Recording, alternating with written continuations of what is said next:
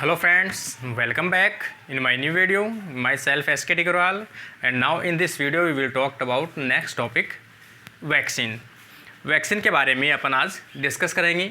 और वैक्सीन एक ऐसा कॉमन टर्म है जो जनरली अपन सभी जानते हैं कि वैक्सीन क्या है। तो वैक्सीन को सबसे पहले अपन देखें कि किसने डिफाइन किया था या किसने उसकी डिस्कवरी की थी। तो वैसे देखा जाए तो वैक्सीन जो है सबसे पहले एडवर्ड जेनर ने 1796 के अंदर डेवलप की थी। तो वैक्सीन वैसे देखा जाए तो एक ऐसा मेथड है जिसके अंदर अपन क्या कर सकते हैं, बॉडी के अंदर पैथोजन से रिलेटेड एंटीजन को डालकर अपन अपनी इम्यूनिटी को उसके अगेंस्ट क्या कर सकते हैं, इंड्यूस कर सकते हैं। तो ये क्या है, एक वैक्सीन का मेथड है। और वैक्सीन लगाना उसे क्या कहते हैं, अपन वैक्सीनेशन कहते हैं। तो वैक्सीनेशन जो है या वैक्सीन क्या है, तो वैक्सीन क्या है, vaccine is a biological preparation that improve immunity to a particular disease. किसी भी डिजीज़ के अगेंस्ट के अंदर अपनी इम्यूनिटी को इंड्यूस करना। और क्या यूज़ में लेते हुए, यूज्ड वीकेंड और killed form of microbes related to the disease causing microbes. कोई भी ऐसे माइक्रोब्स हो जो डिजीज़ कोज कर रहा है, उसी की अपन एंटीजन यूज में लेते हुए अपने बॉडी के अंदर इंजेक्ट करते हैं और उसके अगेंस्ट में अपनी बॉडी में क्या इंड्यूस करते हैं, इम्यूनिटी रेस्पॉन्स इंड्यूस करते हैं। और वही जो इम्यून रेस्पॉन्स है वो अपनी बॉडी के अंदर उन माइक्रोब्स के अगेंस्ट में क्या करता है, प्रोटेक्शन करता है। और उन माइक्रोब्स जो पैथोजेनिक माइक्रोब्स हैं उनको क्या करता है, किल करता है। जबकि जो एंटीजन अपन वैक्सीन के थ्रू अपनी बॉडी में इंजेक्ट कराते हैं वो जो एंटीजन है उनके अंदर पैथोजेनेसिटी नहीं प्रेजेंट होती है। पैथोजेनेसिटी क्यों नहीं होती है, क्योंकि अपन ने सबसे पहले उनको क्या कर दिया, उनको वीक बना दिया किसी भी मेथड के थ्रू, या उन माइक्रोब्स को क्या कर दिया, अपन ने किल कर दिया। तो दोनों कंडीशन है। ऐसे माइक्रोब्स यूज में लेते हैं अपन वैक्सीन के अंदर जो डिजीज़ कोज करने के लिए कैपेसिटी नहीं रखते, लेकिन इम्यून सिस्टम को इंड्यूस करने की उनके अंदर नेचुरल एबिलिटी होती है। तो उसे अपन क्या कहते हैं, वैक्सीन एंटीजन कहते हैं, जो वैक्सीन के अंदर अपन यूज में लेते हैं। जैसे सपोज अपन एक एग्जांपल देखें कि किस प्रकार से अपन मेथड यूज में लेते हैं। कोई भी एक डिजीज़ है, ये डिजीज़ है, जैसे अपन देखते हैं कोविड-19। अपने को पता है कोविड-19 जो है वो डिजीज़ किसके कारण से होती है, तो अपन कह सकते हैं कोरोना वायरस के कारण से होती है। अपन सबसे पहले अगर इसके अगेंस्ट में, कोविड-19 के अगेंस्ट में अपन क्या डेवलप करना चाहते हैं, वैक्सीन। तो वैक्सीन कैसे डेवलप करोगे आप, सबसे पहले कोरोना वायरस के बारे में अपन क्या करेंगे, डिटेल से उसकी स्टडी करेंगे कि कोरोना वायरस क्या चीज़ है। तो कोरोना वायरस एक राउंडेड वायरल स्ट्रक्चर है या वायरस स्ट्रक्चर है जिसके अंदर जेनेटिक मटेरियल आरएनए प्रेजेंट होता है। इसके अलावा उसकी सरफेस पर कुछ प्रोटीन्स प्रेजेंट होते हैं, स्पाइक लाइक प्रोटीन्स। इस प्रकार से जो अपनी ह्यूमन की बॉडी है उसके साथ में वो क्या करते हैं, इन प्रोटीन की सहायता से अटैच होते हैं। तो अपन सबसे पहले जो पैथोजेनेसिटी करने की कैपेसिटी पाई जाती है या ह्यूमन सेल से अटैच होने की जो कैपेसिटी पाई जाती है वो किसके कारण से होती है, इन स्पाइक प्रोटीन के कारण से होती है। तो सबसे पहले आप इस प्रकार की जो स्पाइक प्रोटीन है उनको क्या कर सकते हैं, आइसोलेट कर सकते हो।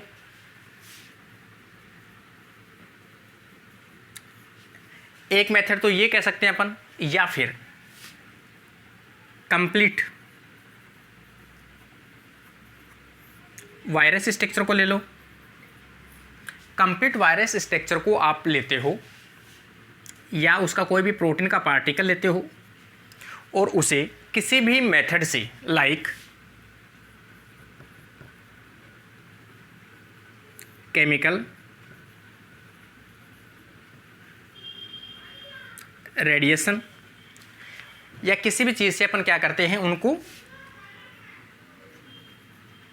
किल फॉर्म में कर देते हैं या फिर उनको क्या बना देते हैं, वीक बना देते हैं,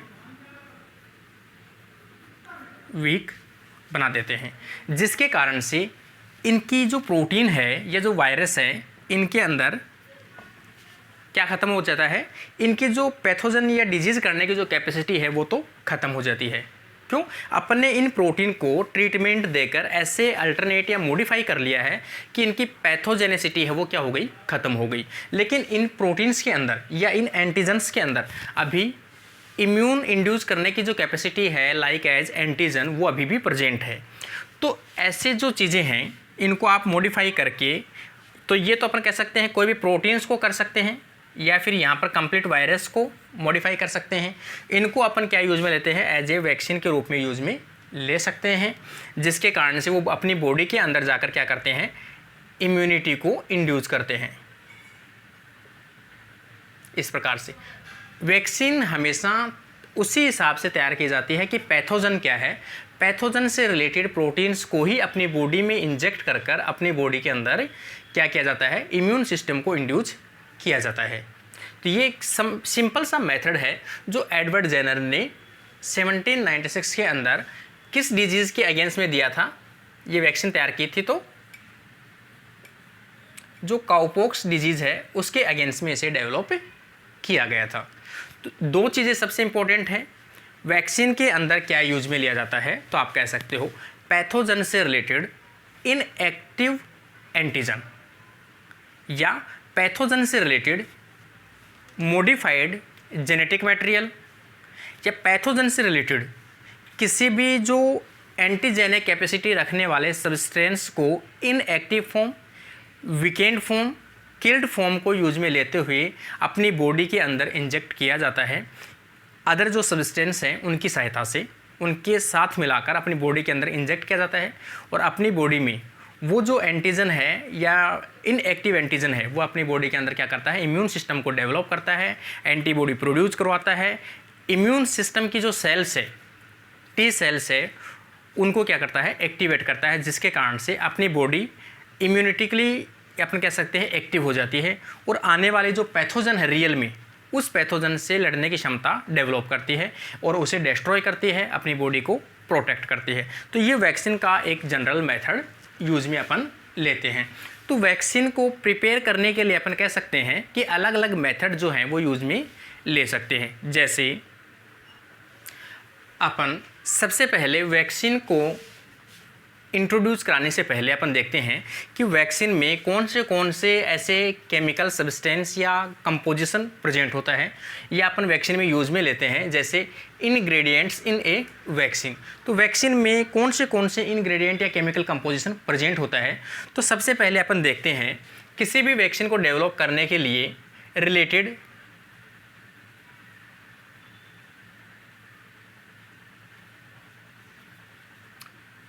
पैथोजन की क्या लेते हैं अपन,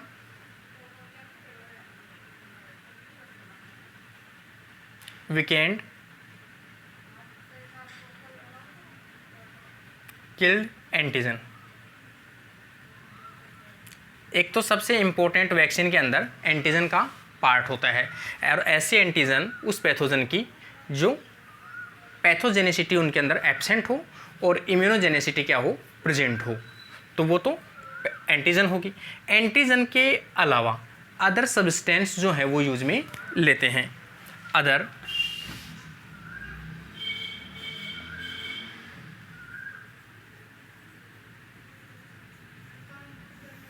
अदर इंग्रेडिएंट्स यूज में लेते हैं। सबसे मेन जो पोर्शन है अपना वैक्सीन का वो तो क्या होता है, एंटीजन होता है। तो पहला तो आ गया एंटीजन। अगला अपन देखें, जैसे सेकंड अपन कंपोनेंट देखते हैं कि कौन से जो हैं वो यूज में आते हैं। जैसे अगला अपन देखते हैं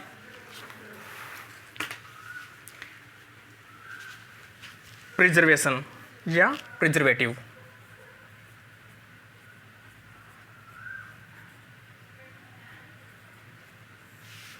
अगला जो कंपोनेंट है वो क्या है, प्रिजर्वेटिव है। और प्रिजर्वेटिव जो सीधा सा अपना मतलब समझते हैं कि कोई भी ऐसा केमिकल्स हो जो वैक्सीन को काफ़ी लॉन्ग टाइम तक अपन यूज़ में लेना चाहते हैं या काफ़ी लॉन्ग टाइम तक अपन वैक्सीन्स को रखना चाहते हैं, तो उनको प्रिजर्व करने के लिए ऐसे केमिकल कंपोनेंट मिलाए जाते हैं जिसके कारण से उनका जो केमिकल कंपोजिशन है वो ख़राब नहीं हो और लॉन्ग टाइम तक अपन उनकी डोजेज को अपन स्टोर रख सकते हैं और लॉन्ग टाइम तक उनकी डोजेज को अपन यूज में ले सकते हैं। तो वो सभी जो सब्सटेंस है वो किस में यूज में आते हैं, एज ए प्रिजर्वेटिव जो है यूज में आते हैं। यहाँ पर अपन प्रिजर्वेटिव को जैसे यूज में देखते हैं तो यहाँ पर यूज में लिया जाता है 2-फिनॉक्सी इथेनॉल।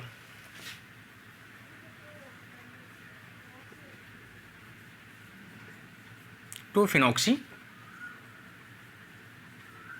इथेनॉल ये जो है एक्ट एज ए प्रिजर्वेटिव के यूज में लेते हैं। और ये आपको मैंने बता भी दिया कि जो भी वैक्सीन की डोजेज बनाई जाती है उन वैक्सीन की डोजेज को लॉन्ग टाइम तक प्रिजर्व करने के लिए यूज में लिया जाने वाला एक कंपोनेंट है। इनको अपन जो बेबी केयर प्रोडक्ट हैं, बेबी केयर जो प्रोडक्ट होते हैं उनके अंदर भी यूज में मिला सकते हैं, जिनके कारण से जो बेबी प्रोडक्ट केयर हैं या बेबी के रिलेटेड जो प्रोडक्ट हैं उनको भी काफ़ी लॉन्ग टाइम तक प्रिजर्व किया जा सकता है। तो ये सेकंड आ जाएगा। थर्ड आ जाएगा अपना स्टेबलाइजर। थर्ड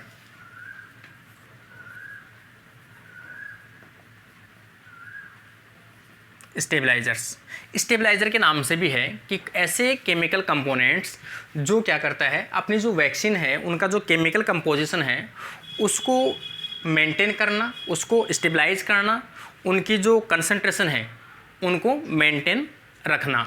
तो उसे अपन क्या कहते हैं, स्टेबलाइजर्स। कुछ केमिकल्स जो हैं वो यूज में लेते हैं जो उनके केमिकल कंपोजिशन को क्या करता है, बिगड़ने से रोकता है और अपने इनके वैक्सीन के अंदर जो जितने भी केमिकल्स हैं उनके बीच में रिएक्शन होने से रोकता है। तो अपन कह सकते हैं prevent chemical reaction in A vaccine. Vaccine के अंदर केमिकल रिएक्शन होने से वो क्या करता है, प्रोटेक्ट करता है। इसके लिए अपन यूज में लेते हैं जैसे शुगर,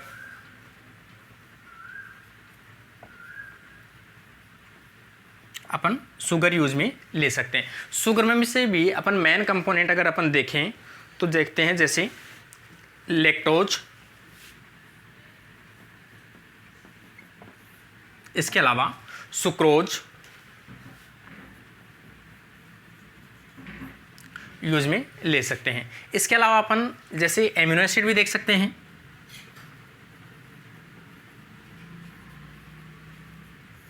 और कौन सा एमिनो एसिड, ग्लाइसिन। क्योंकि ग्लाइसिन एक ऐसा एमिनो एसिड्स है वो विदाउट किसी भी अदर केमिकल से रिएक्टिव एजेंट नहीं, क्योंकि इसकी साइड चेन एब्सेंट होती है, इसके कारण से किसी भी अदर कंपोनेंट के साथ में केमिकल रिएक्शन शो नहीं करता है। तो ये ग्लाइसिन आ जाएगा स्टेबलाइजर के रूप में। इसके अलावा प्रोटीन भी अपन ले सकते हैं। और प्रोटीन कौन सी प्रोटीन्स होगी, जो रिकॉम्बिनेंट प्रोटीन तैयार की गई है उन रिकॉम्बिनेंट प्रोटीन्स को अपन यूज में ले सकते हैं। जैसे रिकॉम्बिनेंट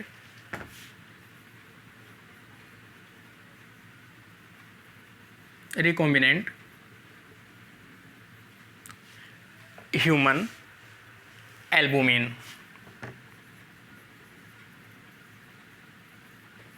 ह्यूमन एल्बुमिन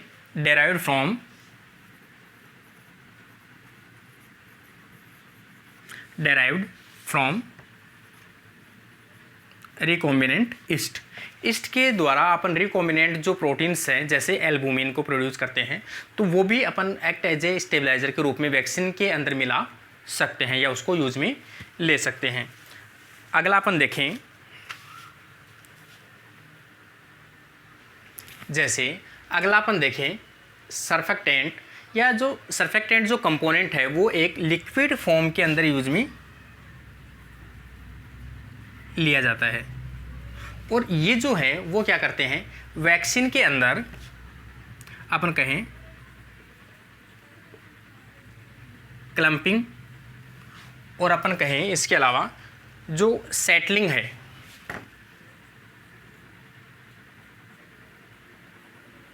होने से क्या करते हैं, रोकते हैं। कि वैक्सीन के अंदर जितने भी जो कंपोनेंट हैं उनको मतलब मिक्स करके रखने के लिए जो अपन कहें उसके लिए यूज़ में आता है सर्फेक्टेंट। तो ये वैक्सीन के जो कंपोनेंट हैं उनको क्या करता है,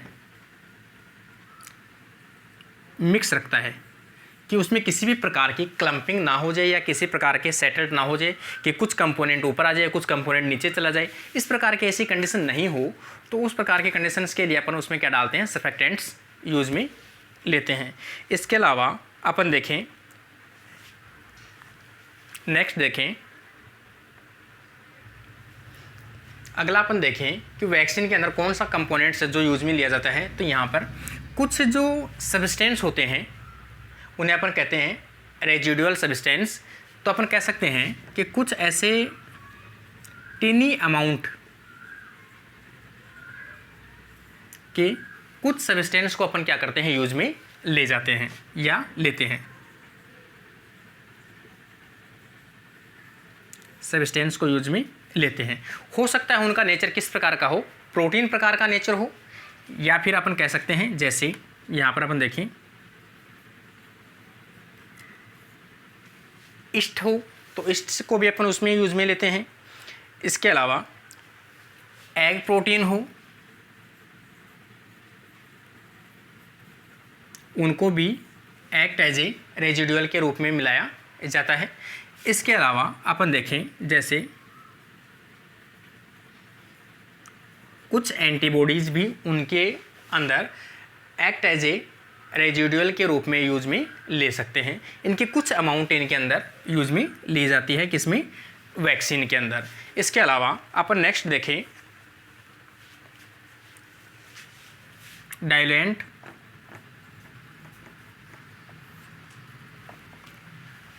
डाइल्यूएंट का मतलब कोई भी ऐसा लिक्विड फॉर्म हो जो वैक्सीन में प्रेजेंट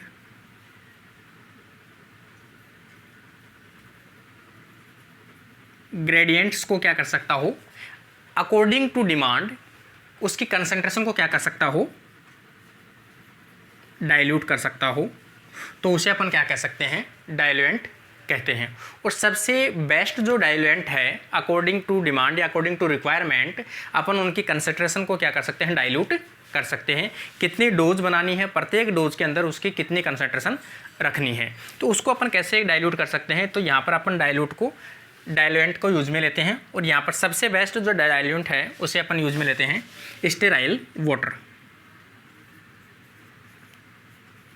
स्टेराइल वाटर सबसे बेस्ट है जिसको अपन यूज़ में लेते हैं वैक्सीन को डाइल्यूट करने के लिए। अगला अपन देखें जैसे एडजुवेंट। जैसे अगला एग्जाम्पल अपन देखें एडजुवेंट। और एडजुवेंट अपन नॉर्मली जानते भी है कि एडजुवेंट क्या है। एडजुवेंट काफ़ी बार सुना हुआ टर्म है या एग्जाम्स के अंदर पूछा भी जाता है कि एडजुवेंट ऐसे केमिकल सब्सटेंस होते हैं या ऐसे केमिकल साल्ट होते हैं जो क्या करता है, वैक्सीन की जो डोज है या वैक्सीन की जो एंटीजन की कंसंट्रेशन अगर कम हो तो उसके साथ में कुछ केमिकल साल्ट डाल दिया जाता है जिसके कारण से उसकी इम्यूनोजेनिसिटी जो पावर है उसको क्या कर दिया जाता है, बढ़ा दिया जाता है। तो उसे अपन क्या कहते हैं, एडजुवेंट कहते हैं। और एडजुवेंट का मेन जो फंक्शन है वो फंक्शन क्या हो जाएगा, improve the immunity response. Improve the immune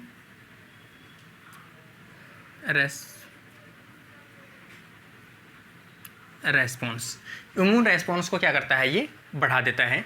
इसका मतलब अपन कह सकते हैं ये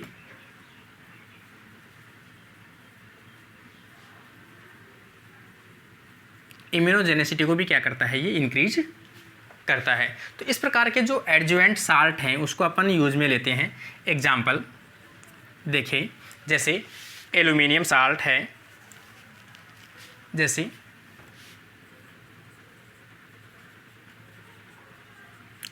aluminium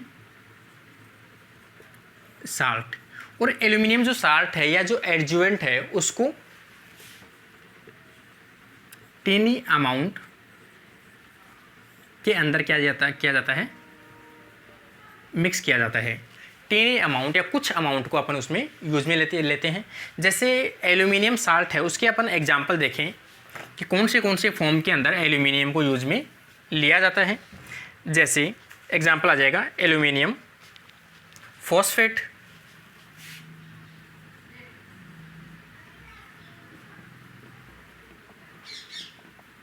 aluminium phosphate.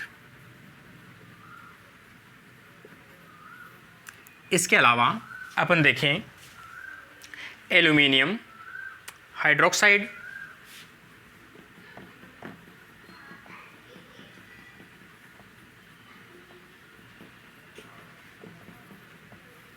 Aluminium hydroxide. Aluminium hydroxide के अलावा अपन देखें पोटेशियम,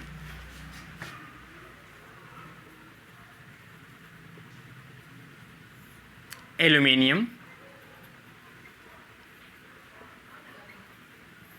फॉस्फेट।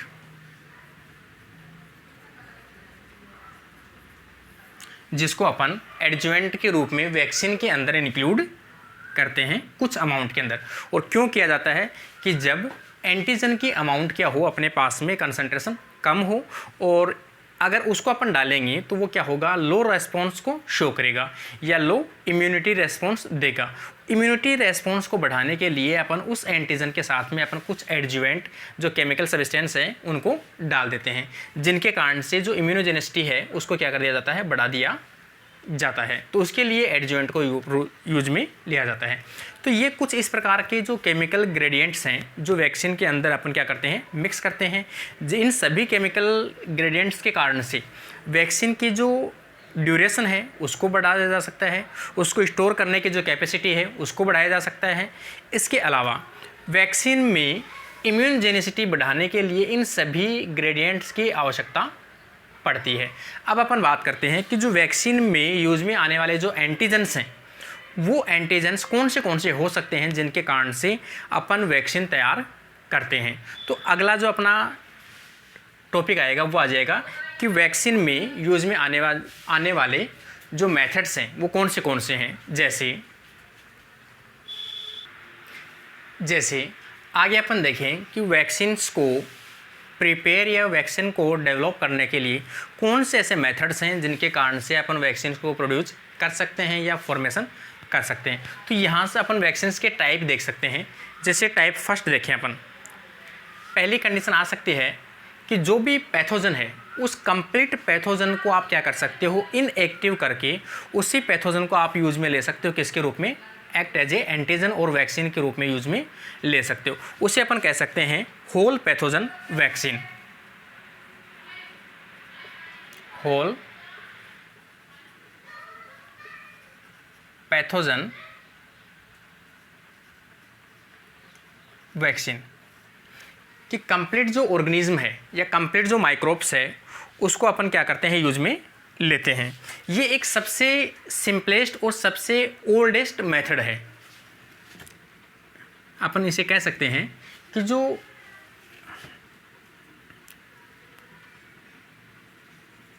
होल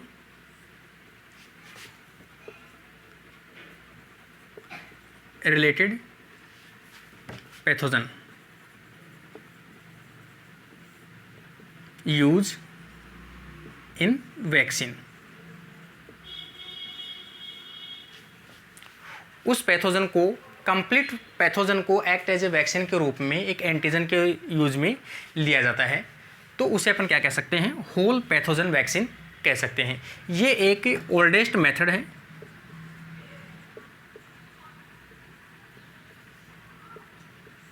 पहले काफ़ी यूज में लिया जाता था, लेकिन आज अपन कहें कि इसी चीज़ों को अपन मॉडिफाई करके कुछ न्यू मेथड्स हैं वो डेवलप करते हैं।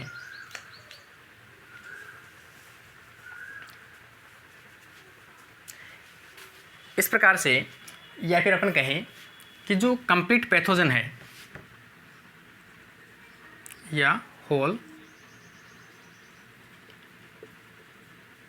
पैथोजन, जैसे हो सकता है वो क्या हो, बैक्टीरिया हो, और या हो सकता है वो क्या हो, वायरस हो।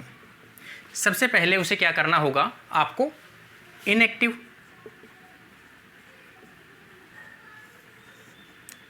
में हो सकता है उसको आप किल्ड किया हो कंप्लीट, या फिर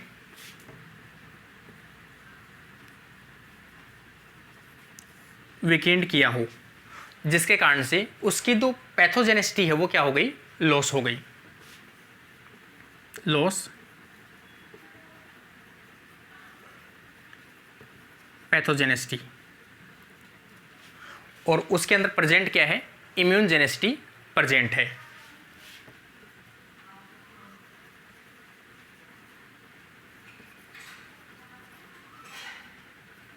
इम्यून रेस्पॉन्स अभी भी क्या है, प्रेजेंट है। तो ऐसे जो वैक्सीन है वो क्या कहलाती है, होल पैथोजन वैक्सीन्स कहलाती है। इसके बारे में अपन एग्जांपल देखते हैं। होल वैक्सीन जो है वो दो प्रकार की हो सकती है। जैसे अपन देखें,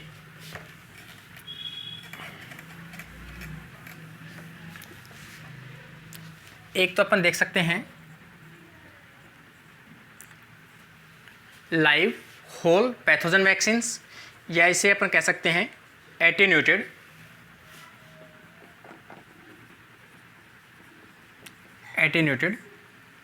वैक्सीन।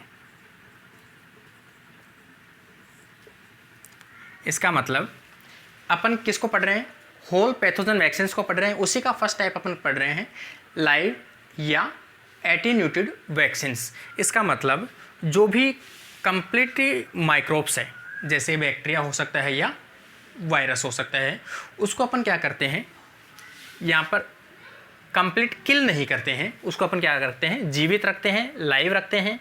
तो जो पैथोजन है उस पैथोजन को अपन क्या कर सकते हैं, उसको हो सकता है जेनेटिकली अपन क्या कर दें, मॉडिफाई कर दें। और जेनेटिकली मॉडिफाई कर देंगे तो उसकी जो पैथोजेनिसिटी है वो तो क्या हो जाएगी, नष्ट हो जाएगी। और उसकी जो इम्यून रेस्पॉन्स करने की जो कैपेसिटी है, जिसे अपन कह सकते हैं इम्यूनोजेनेसिटी, अभी भी प्रेजेंट रहे। ऐसे जो कंप्लीट ऑर्गेनिज्म है या कंप्लीट माइक्रोब्स है उसे अपन क्या कहते हैं, लाइव एटेन्यूटेड वैक्सीन्स कहते हैं। जैसे इसमें अपन दो कंडीशन कर सकते हैं, जैसे होल पैथोजन। आपने सबसे पहले कंप्लीट पैथोजन को यूज में लिया है। कंप्लीट पैथोजन को किसी भी केमिकल की सहायता से आप क्या कर सकते हो, वीकेंड कर सकते हो,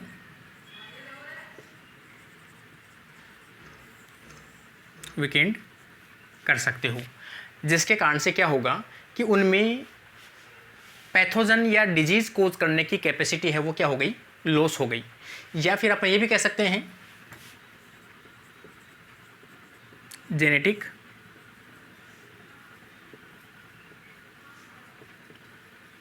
मॉडिफिकेशन। उसमें किसी प्रकार का जेनेटिक मॉडिफिकेशन कीजिए आप।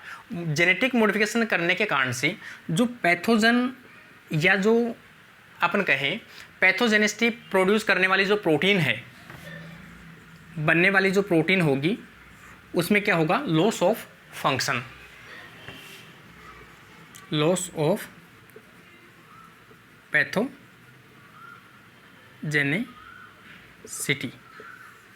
उसमें डिजीज कोज करने की जो एबिलिटी है उस प्रोटीन के अंदर क्या हो गई, ख़त्म हो गई। क्यों, आपने उसके जेनेटिक मटेरियल को क्या कर दिया है, चेंजेस कर दिया है, म्यूटेशन कर दिया है आपने। अब उस प्रोटीन को किसके रूप में यूज में आ सकता है, एक्ट एज ए वो एंटीजन के रूप में यूज में आ सकता है, जिसे अपन वैक्सीन में यूज में ले सकते हैं। तो ये भी एक मेथड है कि इस प्रकार की जो वैक्सीन्स होती हैं, जो वैक्सीन्स कंप्लीट ऑर्गेनिज्म को यूज में लेते हुए यूज में ली जाती है, जो कंप्लीट ऑर्गेनिज्म है उनका जेनेटिक मटेरियल आप किसी भी मेथड से क्या कर दीजिए, चेंज कर दीजिए, उसमें म्यूटेशन कोज कीजिए, जिसके कारण से अगर वो उस जो पैथोजन है उसको चेंज करने के बाद अपन जैसे ही बॉडी के अंदर वैक्सीन की सहायता से इंजेक्ट करते हैं तो वो प्रोटीन तो कोज करेगा या प्रोटीन तो बनाएगा, लेकिन वो प्रोटीन जो है उसमें पैथोजेनिसिटी प्रेजेंट नहीं होगी। और उसके साथ साथ वो प्रोटीन क्या करेगा, इम्यून रेस्पॉन्स शो करेगा, इम्यून रेस्पॉन्स शो करेगा। तो इस प्रकार के कंप्लीट ऑर्गेनिज्म को भी अपन यूज में ले सकते हैं, एक्ट एज ए वैक्सीन। और वैसे देखा जाए कोई भी वैक्सीन जो लाइव प्रकार की हो या फिर एटीन्यूटेड प्रकार की हो, वो वैक्सीन्स हमेशा कैसे होते हैं, स्ट्रॉन्ग वैक्सीन्स होते हैं। ये हमेशा स्ट्रॉन्ग वैक्सीन होते हैं।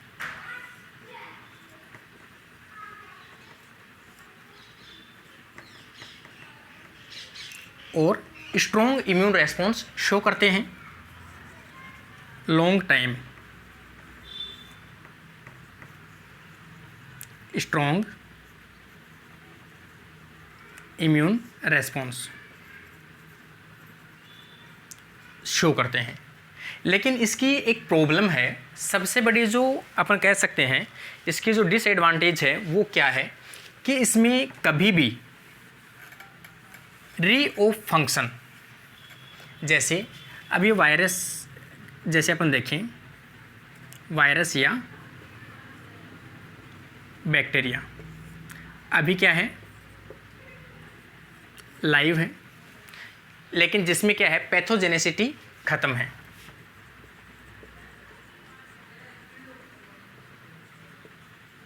पैथोजेनेसिटी लॉस है। लेकिन हो सकता है इन फ्यूचर उसके कुछ से मल्टीप्लिकेशन करने के बावजूद अगर उसमें गेन ऑफ फंक्शन आ जाए, किसी भी प्रकार का ऐसा म्यूटेशन हो जिसके कारण से उसमें अपना खोया हुआ फंक्शन क्या हो जाए, वापस आ जाए, जिसके कारण से वो वापस से कैसे रूप में काम कर सकता है, एक्ट एज ए पैथोजन। वो उस बॉडी के अंदर वापस से पैथोजन के रूप में वर्क कर सकता है।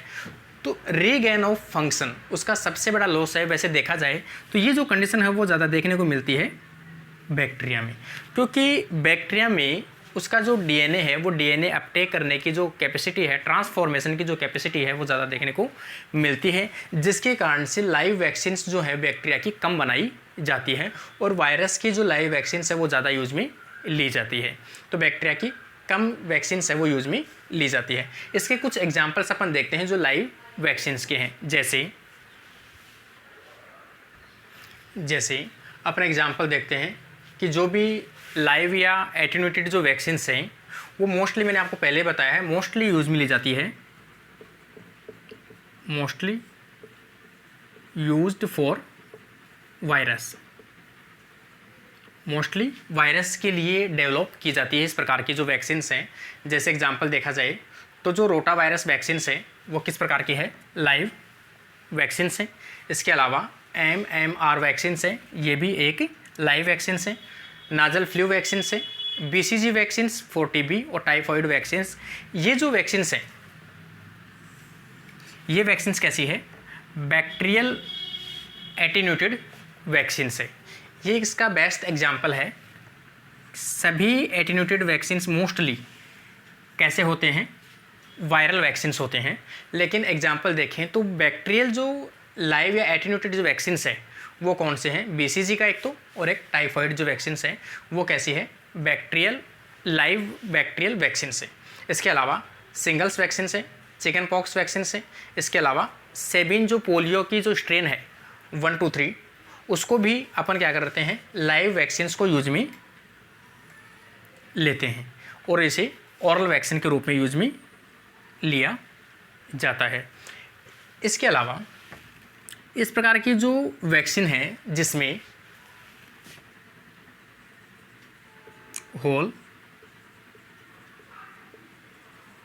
पैथोजन वायरस को अपन क्या कर सकते हैं, कल्चर कर सकते हैं,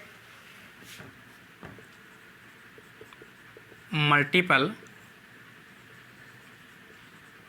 कल्चर लाइन, उसको डिफरेंट कल्चर लाइन्स से होकर अपन क्या करते हैं, गुजारते हैं, जिसके कारण से धीरे धीरे उनमें क्या होता है, चेंजेस आता है और उनको जो कल्चर है वैसे देखा जाए तो डिफरेंट जो कल्चर है उनको किया जाता है रोडेंट सेल लाइन, रोडेंट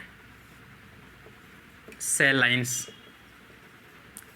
उनके अंदर उनको कल्चर किया जाता है। क्योंकि वायरस जो है एक कैसा है, एंडो पैरासाइट है या ऑब्लिगेटिव पैरासाइट है।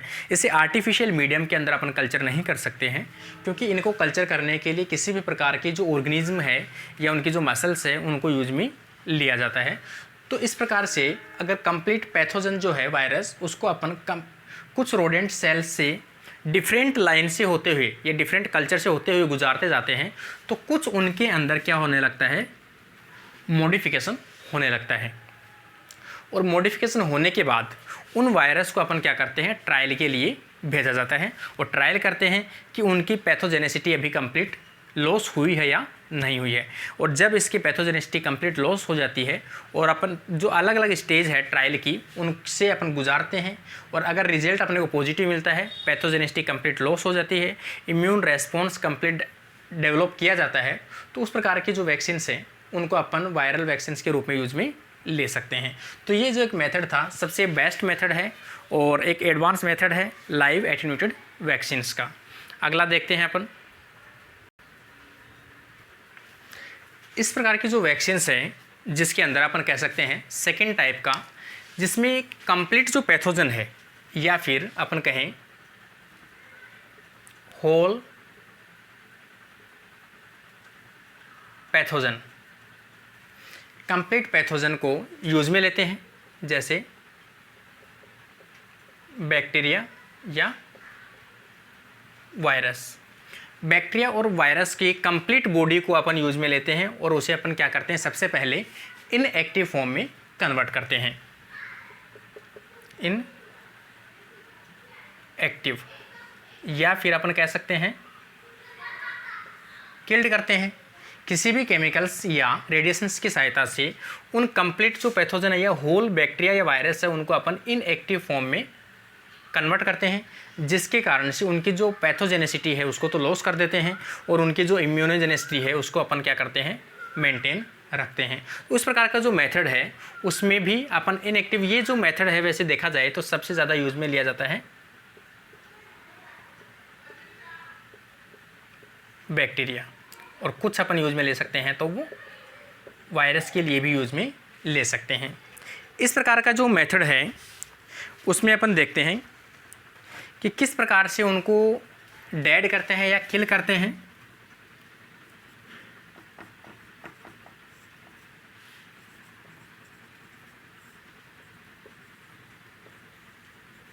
माइक्रोब्स, जैसे अपन मेथड देखें तो एक तो हो सकता है हीट किल्ड हो,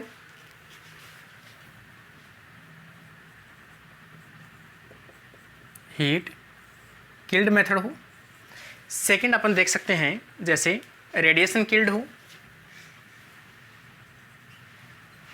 या रेडिएशन के द्वारा इनएक्टिव किया गया हुआ हो।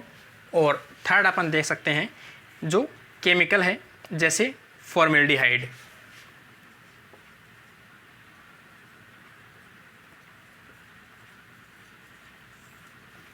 उसकी सहायता से भी अपन क्या कर सकते हैं, फिक्सेशन कर सकते हैं या उसको इनएक्टिव फॉर्म में किया जा सकता है। तो फॉर्मेल्डिहाइड क्या करता है, ब्रेकेज, लिंकेज, उनकी जो प्रोटीन के बीच में जो लिंकेज हैं उनको क्या करता है, ये तोड़ देता है। तो इस प्रकार से अपन कह सकते हैं कि कोई भी जो होल ऑर्गेनिज्म है या होल माइक्रोब्स है उनको अपन हीट किल कर सकते हैं, रेडिएशन के सहायता से किल कर सकते हैं, या केमिकल जो किल है या केमिकली इनएक्टिव कर सकते हैं, जैसे फॉर्मेल्डिहाइड के द्वारा उनको फिक्सेशन या उनके जो प्रोटीन के जो बॉन्ड्स हैं उनको ब्रेक कर सकते हैं, जिसके कारण से इनएक्टिव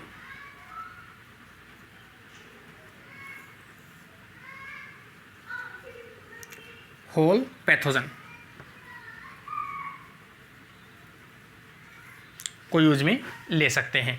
और अब अपन इसे कह सकते हैं होल पैथोजन के बजाय कह सकते हैं होल माइक्रोब, माइक्रोब्स को यूज में ले सकते हैं, एक्ट एज ए वैक्सीन। जैसे मैंने आपको बताया सबसे पहले कि मोस्टली इस प्रकार की जो वैक्सीन्स है वो यूज में ली जाती है बैक्टीरिया की, और कुछ यूज में ली जाती है वायरसेस की। तो यहाँ पर एग्जांपल अपन देख सकते हैं, जैसे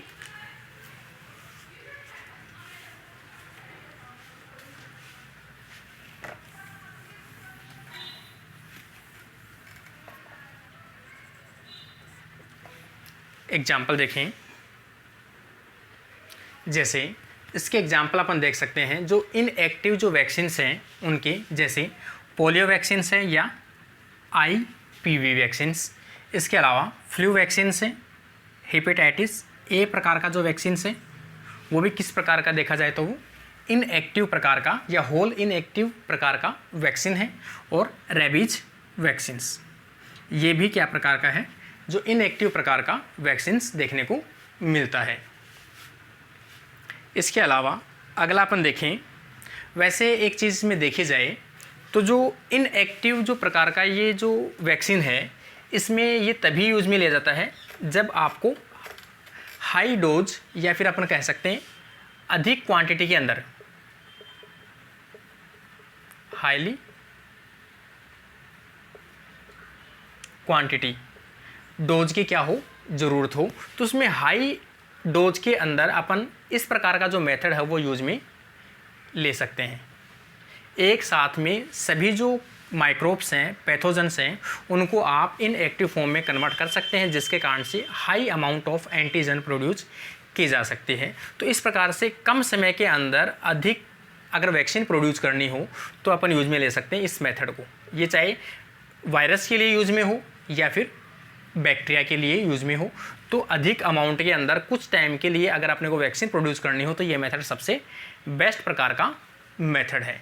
आगे अपन देखें, जैसे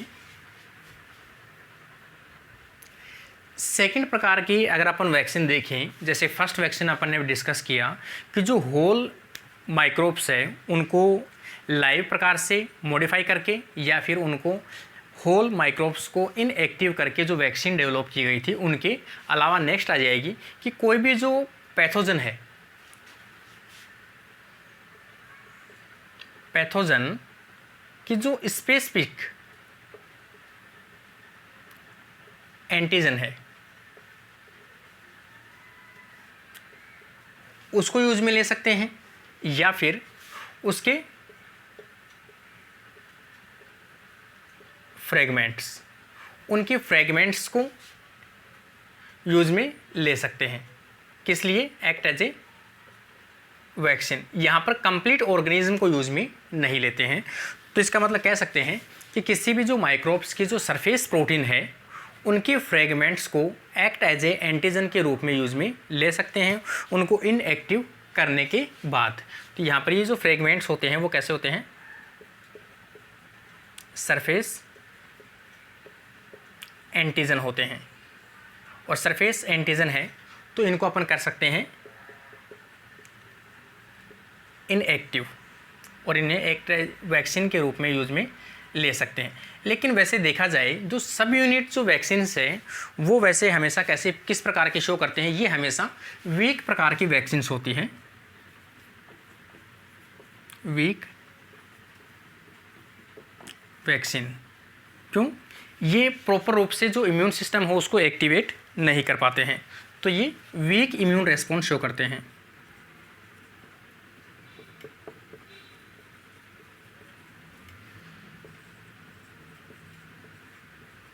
वीक इम्यून रेस्पॉन्स शो करते हैं।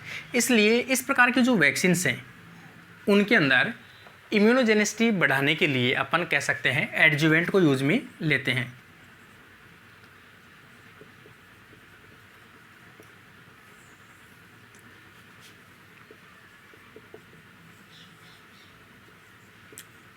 फॉर एडजुवेंट को यूज में ले जाता है। क्यों यूज में ले जाता है? क्योंकि नेचुरल तरीके से इनकी जो रेस्पॉन्स देने की कैपेसिटी है वो कैसी है?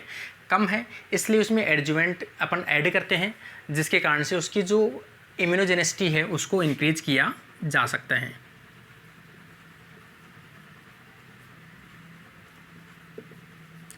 इम्यूनोजेनिसिटी को इंक्रीज करने के लिए अपन इसमें एडजुवेंट को क्या कर सकते हैं, ऐड कर सकते हैं, जिसके कारण से उसकी पैथोजेनिसिटी या उसकी जो इम्यूनोजेनिसिटी वो क्या होती है, बढ़ जाती है। तो ये एक एग्जाम्पल है सब यूनिट वैक्सीन्स का।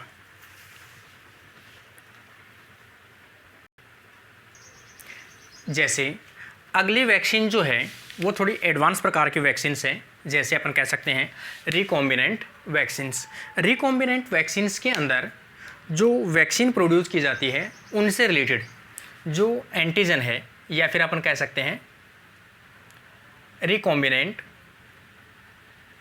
प्रोटीन, उनको प्रोड्यूस किस में किया जाता है, एक तो बैक्टीरियल सेल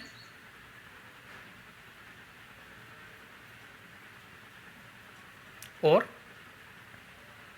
ईस्ट सेल। इन सेल्स को यूज में लिया जाता है act as a recombinant cell.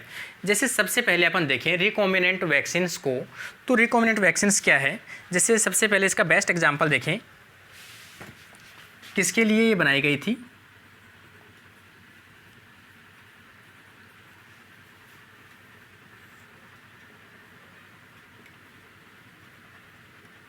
Hepatitis B vaccine को इस मेथड के द्वारा प्रोड्यूस किया गया था। जैसे सबसे पहले अपन देखें, ये एक वायरस है हेपेटाइटिस बी वायरस, और इसका जो जेनेटिक मटेरियल है, जैसे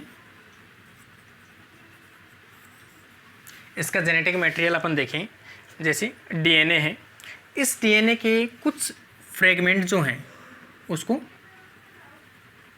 स्मॉल पीस ऑफ डीएनए उसको अपन क्या कर लेते हैं, कट कर लेते हैं, और कट करने के बाद जो ईस्ट सेल है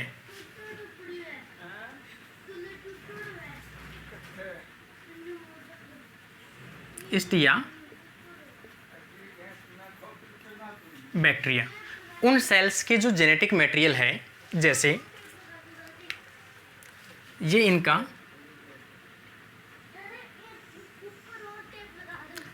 या फिर अपन ये कहें ये इनका क्या है, जेनेटिक मटेरियल है। इस जेनेटिक मटेरियल के अंदर इनका जो फ्रेगमेंट है वो क्या किया जाता है, इसके अंदर ट्रांसफ़र किया जाता है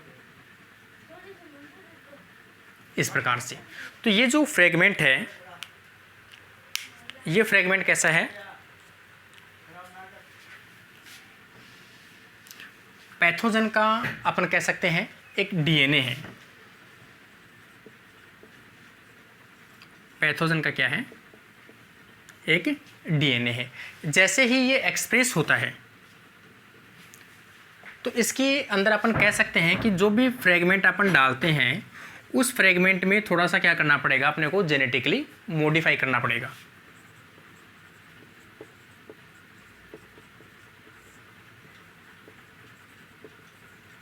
जेनेटिकली मॉडिफाई।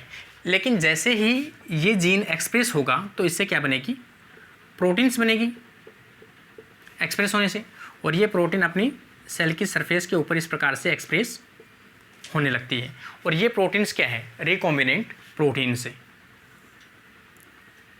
ये जो प्रोटीन्स हैं इनको क्या कर लेते हैं, या surface protein,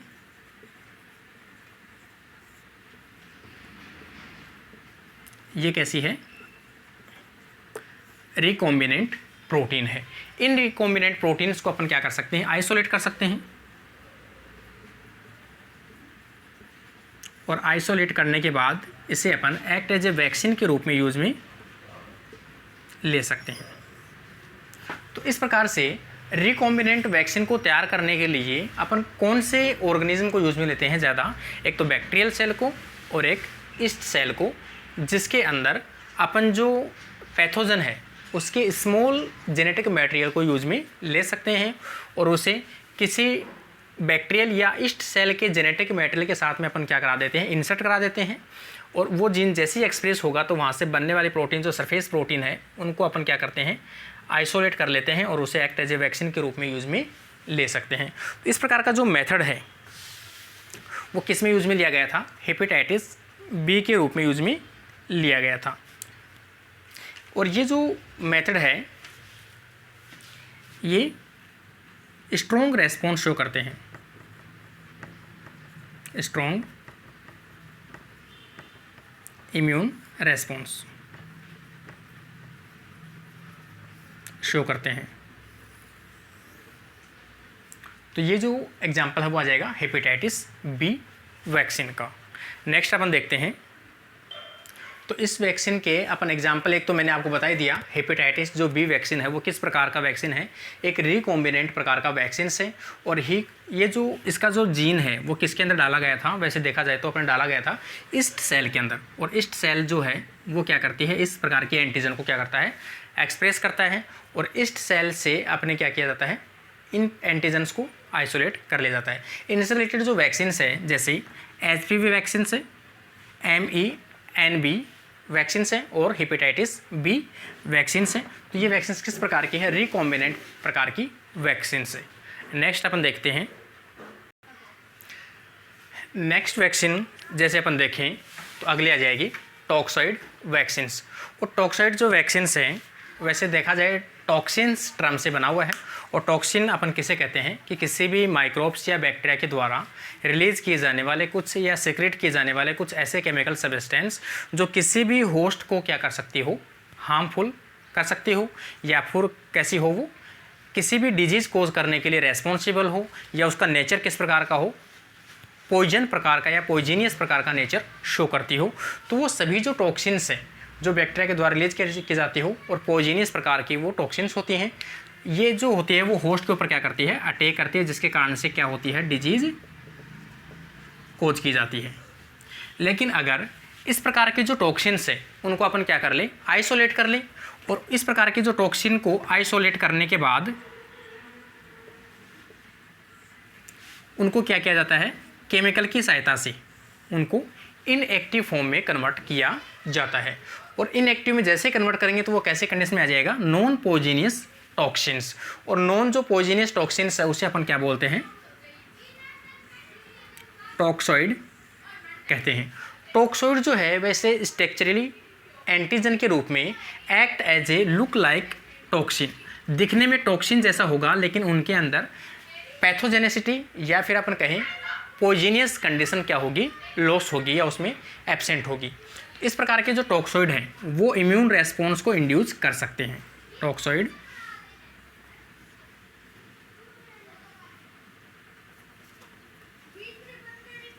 induce immune response, तो इन्हें अपन वैक्सीन के रूप में यूज में ले सकते हैं। तो एक्ट एज ए वैक्सीन के रूप में यूज में लेते हैं। और इसका जो एग्जाम्पल है टॉक्सॉइड प्रकार के जो वैक्सीन के एग्जाम्पल वो आ जाएगा डिप्थीरिया वैक्सीन से, टिटनस वैक्सीन से और परचेसिस वैक्सीन से। तो इस प्रकार के ये जो एग्जाम्पल है वो सभी कैसे हैं, टॉक्सॉइड वैक्सीन के एग्जाम्पल हैं। काफ़ी बार ऐसे चीज़ें जो है वो एग्जाम्स में पूछी जाती है, जो माइनर छोटी छोटी चीज़ें होती हैं। तो टॉक्सॉइड वैक्सीन के एग्जाम्पल आ जाएंगे डिप्थीरिया, टिटनस और परचेसिस। नेक्स्ट वैक्सीन्स अपन देखते हैं जेनेटिक या nucleic acid vaccines. Next vaccine का अगर अपन एग्जांपल देखें तो नेक्स्ट आ जाएगी अपनी जो एडवांस प्रकार का जो मेथड है, एडवांस प्रकार का जो मेथड है वो वैक्सीन आ जाएगी अपनी जेनेटिक वैक्सीन, या फिर अपन इसे कह सकते हैं nucleic acid vaccine. Nucleic acid में वैक्सीन बनाने के लिए अपन दोनों प्रकार के जेनेटिक मटेरियल को यूज में ले सकते हैं। वो जेनेटिक मटेरियल हो सकता है या तो वो DNA हो या फिर वो हो सकता है हो RNA हो। और ये जो जेनेटिक मटेरियल है वो किसका हो सकता है, जो भी माइक्रोब्स है,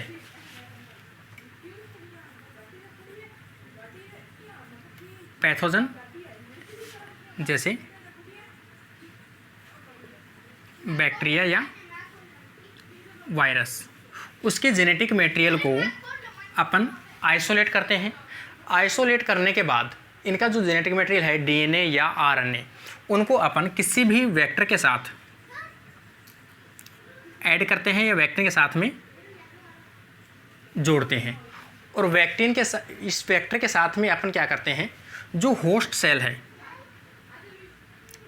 वेक्टर प्लस DNA या RNA, ये जो डीएनए और आरएनए है उनके अंदर अपन क्या करते हैं, कुछ म्यूटेशन कर देते हैं या जेनेटिकली अपन क्या कर देते हैं, उनके अंदर चेंजेस कर देते हैं कि इनसे बनने वाली जो प्रोटीन्स है वो किस प्रकार की हो, उनमें पैथोजेनेसिटी क्या हो, एब्सेंट हो।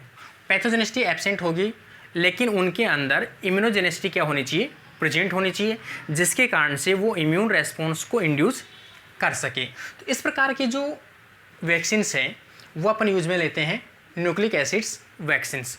तो जैसे अपन एक एग्जांपल देखते हैं, जैसे ये एक कोई भी होस्ट सेल है, होस्ट सेल जैसे इस होस्ट सेल के अंदर एक वेक्टर को यूज में लिया गया है इस प्रकार से, और इस वेक्टर के साथ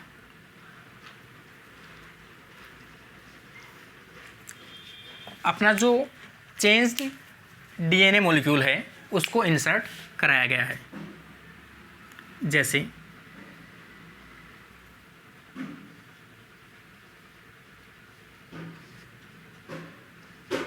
इस प्रकार से। तो ये जो चेंज डीएनए है ये किसका है, पैथोजन का है, या पैथोजन या माइक्रोब्स का है। इस प्रकार के जो वेक्टर होते हैं ये कैसे होते हैं, एक्सप्रेस प्रकार के वेक्टर होते हैं, मतलब इनके अंदर प्रमोटर प्रेजेंट होता है जिसके कारण से ये अपने जीन को क्या करा सकते हैं, एक्सप्रेस करा सकते हैं। तो इस प्रकार के इसी के साथ साथ ये जो जीन है ये भी क्या होगा, एक्सप्रेस होगा, और एक्सप्रेस होगा तो ये क्या बनाएगा, एमआरएनए बनाएगा, और एमआरएनए बनाने से इसके अंदर क्या बनेगी, प्रोटीन्स बनेगी। और ये प्रोटीन्स जो हैं वो एक्ट एज ए एंटीजन के रूप में वर्क करती है। ये एंटीजन के रूप में वर्क करती है, और इन्हीं एंटीजन को प्यूरिफाई करके अपन किस में यूज में लेते हैं, वैक्सीन में यूज में ले सकते हैं। या फिर अपन जो मेथड है उसमें ये भी ले सकते हैं कि डायरेक्ट ही जो पैथोजन का जो आरएनए है, एमआरएनए, उसको भी अपन आइसोलेट कर सकते हैं, और उसकी जो सीक्वेंसिंग करके उसमें किसी प्रकार के चेंजेस करके जेनेटिक मॉडिफिकेशन या म्यूटेशन करके इस आरएनए को किसी वेसिकल्स में पैक कर कर